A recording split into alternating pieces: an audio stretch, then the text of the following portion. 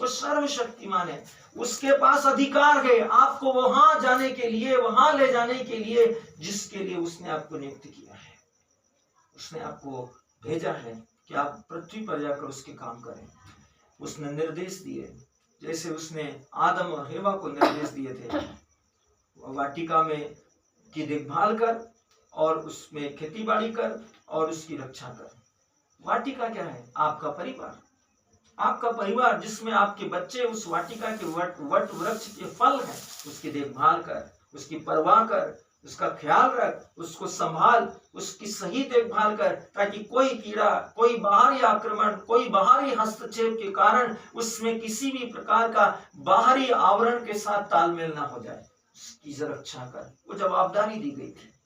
वे उस जवाबदारी को मानने से इनकार, जवाबदारी को खो चुके। क्यों? कैसे खो दिया उन्होंने उस निर्देश को जो परमेश्वर ने कहा था मानना अस्वीकार कर दिया।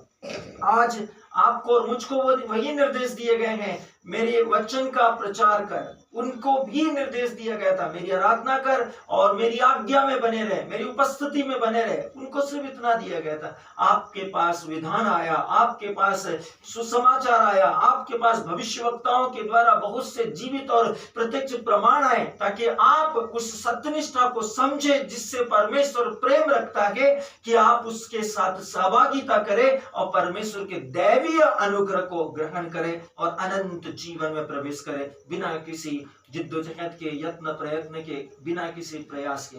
इसीलिए उसने कहा कि तू ईश्वर के राज्य और उसकी धार्मिकता की खोज कर, तो तू किसी भी प्रकार के दखलंदाजी, किसी भी प्रकार की रोक टोक, किसी भी प्रकार की रुकावट के बिना सीधे स्वर्ग में जाएगा। परमेश्वर ने कहा मेरे राज्य और उसकी धार्मिकता की खोज कर। परमेश्वर का वचन कहता है जब आप वो करते हैं तब हर चीज जो आपको चाहिए वो कहाँ है? वो परमेश्वर के हाथ में है, प्रभु यीशु मसीह के नियंत्रण में है। उसने कहा जो कुछ तुम पिता से मांगते हो पिता तुम्हें वही प्रदान करेगा। सत्य यह है कि आप राज्य की खोज कर रहे हैं। राज्य का मतलब यीशु समाचार के साथ संगति में है। क्या आप उसकी धार्मिकता, उसको मान रहे हैं? उस जो कुछ उसने कहा उसको मान रहे हैं? परमेश्वर का वचन कहता है कि अब्राहम ने परमेश्वर पर विश्वास किया। विश्वास करना क्या? यीशु मसीह ने बताया जो वचन मैंने तुमसे कहे। बाइबल कहती उन्होंने कहा, प्रेरितों ने कहा प्रभु सत्य क्या है? उसने कहा मेरा वचन सत्य है। जो वचन मैंने तुमसे कहे यदि तुम उसमें विश्वास योग्य बने रहते हो तो वो सत्य जो मैं हूं तुम में विद्यमान होगा। इसलिए उसने कहा तुम सत्य को जानोगे, सत्य तुम्हें आजाद करेगा। अब्राहम को परमेश्वर ने कहा, अब्राहम से परमेश्वर ने जो कुछ कहा अब्राहम ने उस पर विश्वास किया और वो क्या गिना गया? धार्मिकता। धार्मिकता को छंद विच्छेद करेंगे तब पता चलेगा कि इसका मतलब है आज्ञाकारिता। जो कुछ परमेश्वर ने कहा अब्राहम ने उसका पालन किया और यह परमेश्वर को अच्छा लगा। परमेश्वर अब्राहम से प्रसन्न हुआ, उसने उसे विश्व का वारिस बना दिया और कहा कि तुझ में जातियां और राष्ट्र और देश आशीष पाएंगे। Glory to god. यह अद्भुत है। परमेश्वर सर्वशक्तिमान है। उसकी उपस्थिति में बने रहिए, उसकी सहभागिता में बने रहिए, उसके साथ संगति कीजिए, उसके साथ दैवी उपस्थिति को बनाइए। मेरे प्रियो, ये जो वर्ष है सन 2025, यह कंप्लीटनेस का वर्ष है, पूर्णता का वर्ष। इसके पिछला जो वर्ष था पर्चियों पर लिखी हुई वस्तुओं को पाने का वर्ष, मतलब सिद्धता का वर्ष था। सिद्धता के बाद आती है परिपूर्णता और परिपूर्णता के बाद डायरेक्ट रैप्चर है। मेरे प्रियो, आप सोचिए यीशु ने क्रूस पर कहा था सब पूरा हुआ, सब पूर्ण हुआ। उसके बाद क्या हुआ? उसके बाद यीशु का रैप्चर हुआ। एक बात है, लेकिन जब सब कुछ पृथ्वी पर परमेश्वर के उद्देश्य पूरे हो जाएंगे तब क्या होगा? रैप्चर होगा। पूर्णता के वर्ष के बाद में आपके पास में क्या आशा है? जब आपने सारे काम कर लिए तब आप क्या करेंगे? यदि आप घर बना रहे, पूरा घर बन गया, तब आप क्या करेंगे? क्या आप किराए के मकान में रहने चले जाएंगे? आप उस घर में जिसको आपने बनाया आप उसमें रहने जाएंगे। पूर्णता के वर्ष में आपको अपने विश्वास के साथ वचन में बने रहिए, ईमानदार रहिए, रास्तबाज रहिए, वफादार रहिए, ताकि आप उस घर में जिसका निर्माण प्रभु यीशु मसीह ने किया है और कहा है कि मैं पिता के पास जाता हूँ स्थान का प्रबंध करने के लिए, स्थान तैयार करने के बाद मैं फिर आऊंगा तो मैं अपने साथ में ले जाने के लिए। मेरे प्रियो, ये वर्ष है पूर्णता का। इस वर्ष पर विशेष ध्यान दीजिए, वचन के साथ जुड़े रहिए। आपको दुनिया में भटकाने वाली बहुत सी चीजें इस वर्ष मिलेंगी, बहुत से बातें सुनने के लिए, बहुत से समाचार, बहुत सी वस्तुएं आपको देखने और जानने के लिए मिलेगी, लेकिन प्रभु यीशु मसीह ने कहा कि उस घर से आंधियां टकराएगी, तूफान टकराएंगे, बारिश टकराएगी, ओले टकराएंगे और उस घर का कुछ नहीं बिगड़ेगा, क्योंकि वो घर चट्टान पर है। चट्टान क्या है? यीशु मसीह। यीशु मसीह क्या है? सुसमाचार। यदि आपके जीवन के अंदर सुसमाचार होगा तो जो इस वर्ष में आप दुनिया के अंदर देखेंगे उसका प्रभाव, प्रभुत्व आपके ऊपर नहीं होगा। उसमें से कोई भी वस्तु आपके जीवन की नींव या बुनियाद को नहीं हिला पाएगी। बस आपको समझना है, ये समझ की बातें हैं, अपने दिल की गहराई और बुद्धि से समझना है कि कहने वाला परमेश्वर जो आपसे कह रहा है, बाइबल कहती है कि समझ जाए, जिसमें बुद्धि है वो समझ जाए कि आत्मा कलीसियाओं से क्या कहता है। हमें तैयार रहना है। यीशु मसीह अपनी कलीसिया को लेने के लिए कभी भी आएगा। हम उस समय में हैं, उस ड्यूरेशन में हैं कि प्रभु यीशु मसीह अपनी कलीसिया को लेने के लिए आ रहा है। यदि आपको इतने के बाद भी समझ में नहीं आया, कुछ डाउट्स है, संत मत्ती अध्याय 24 वचन संख्या 1 से लेकर 52, 53, 54, 55 तक पढ़िएगा, पूरा अध्याय पढ़िएगा, आपको सब समझ में आ जाएगा। जो कुछ मैं कह नहीं पाया यहाँ पर आज, वो भी आपको समझ में आ जाएगा। सारी बातें जो मैं आपसे कह रहा हूँ वो सब आपको वहां समझ में आ जाएगी। डराने वाली, घबराने वाली, चिंता करने वाली, आपको बरगलाने वाली, उकसाने वाली कोई बात नहीं है।